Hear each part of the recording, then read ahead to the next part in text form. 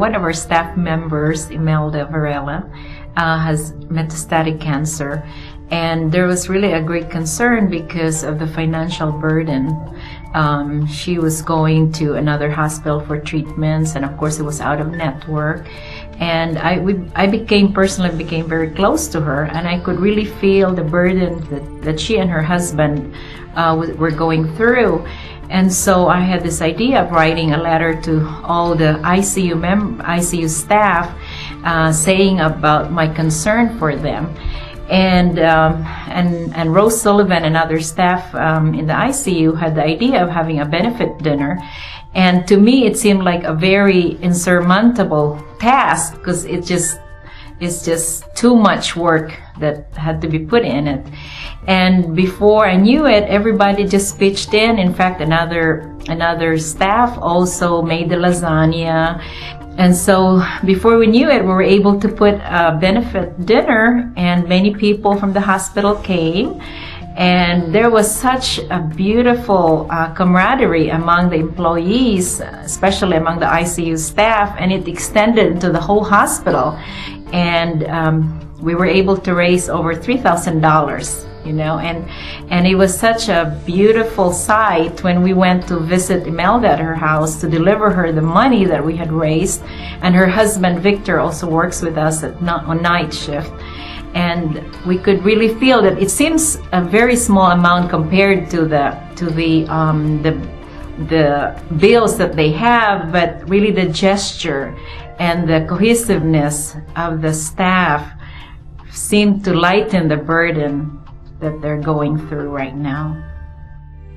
A few weeks ago, I met a woman, and I was just working on the floor, and she called earlier and she said that she'll be, coming to get her husband because he's being discharged today. And I said, okay, all right. What time are you coming? She said about 4 or 5 o'clock, around that time. So she came to the floor, and she started to cry. And, I started to comfort her, and I said, you know what, honey, I'm going to help you take him home. And she said, would you do that for me? She looked at me. Would you do that for me? And I said, of course, I will help you take him home. She said, just when I thought I had no one, God sent someone. She cried, and I cried. And then I went outside, and I cried even more, because I feel like I need to do something, and I can't right now. But what I could have done at that time was just to reach out to that one person that needed me. A simple thing as a smile, a simple thing as a touch. Just asking, how are you today? It really inspires them. And if you have that hope within, you're going to get through whatever physical barrier that you might be faced up against. You can get through that. I'd like to share a story about a coworker of mine who did something that absolutely warmed my heart and completely just blew me away. And it was something that I needed to see in that day. There was a patient that came in to deliver a baby, and her husband had been with her, and I'd been watching him pace back and forth between the cafe area and upstairs. And he had went and bought It's a Girl balloon, and I was watching him as I'm assuming his parents, and a little girl came up to meet him, and he gave her the balloon to give to the new baby. The little girl had a It's a Girl balloon, and the dad had bumped up into one of the cafe lines, and the balloon popped, and the little girl was trying to be so big about it, and she didn't cry, and the dad was trying to comfort her. And Terry just kind of felt compelled to come back and buy the little girl balloon. And it was a reminder as to why I'm here, and it was a reminder, of how we all should be on a daily basis, because just like I said, the person was not a patient.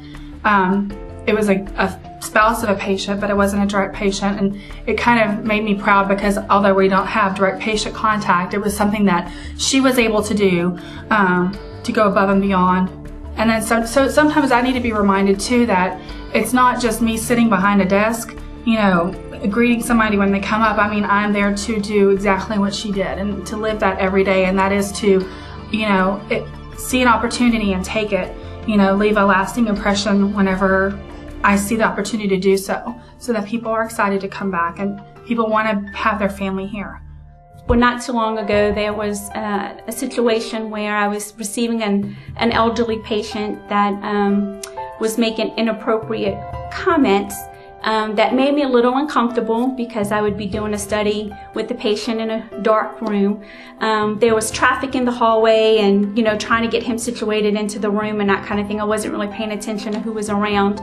So at one point, once I got him situated, I was gonna try to call one of my coworkers that I knew was in the area, and before I could even do that, she was there and came in and said that she was gonna stay with me throughout the exam and sat there with me the whole time. So at that point, when the patient would sort of make comments or something like that, she would distract him and bring the conversation back to something else, and it was very positive.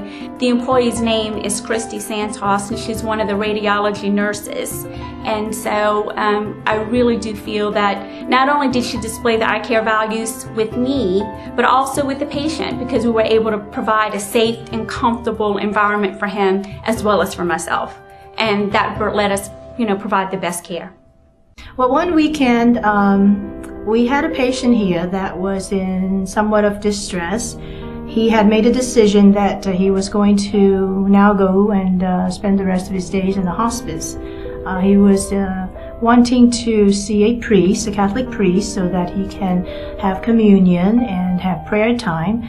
Our staff made some calls and were not successful in contacting a Catholic priest to come in, and so they kept trying. But in the meantime, several of them, Hong, the nurse, Rima, the unit secretary, and Patricia, the patient care associate, all three of them, you know, Googled and looked for prayers and hymns, and they found some. They printed it. They also enlarged the font.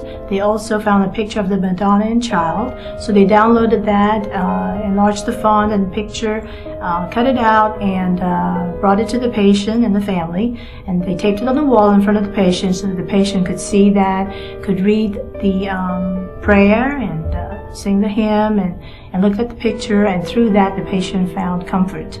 It was prayers on hope and dying, and that was what the patient requested. Now the nurse had the patient the next day, and she kept trying. She made some more phone calls and was able to find a Catholic priest who wasn't on call, but was willing to come in and see the patient. So the patient was able to see the priest and have communion, and his spiritual needs were then met. The family and the patients were all very thankful, and the staff felt very happy that they were able to take care of this patient's needs. It was distressing to them that the patient was in distress. And I thought that was a really special thing that they did for the patient. About 2 years ago, I had the experience with my uncle. He was in a hospital down the street. It was a competitor hospital. But it was one that this nurse really made an impact in the lives of myself and also all of my family. It was a situation where my uncle was in isolation. He was gravely ill, but it was one that we noticed he was different when he'd come in contact with this one particular nurse. This nurse's name is Liberty Ramness. And Liberty would have a different approach about how she cared for my uncle. It was one that he would act differently when she would come into the room. And the entire family noticed it. And so just taking a look at Liberty in action, she took the time to really personalize her care. And she was taking care of my uncle at this competitor hospital. I noticed that she demonstrated a lot of the eye care values, certainly the things that we hire for and look for in new employees, and the things that we continue to grow and develop in our employees here. Most specifically, I think for me, the value that stood out with Liberty was compassion.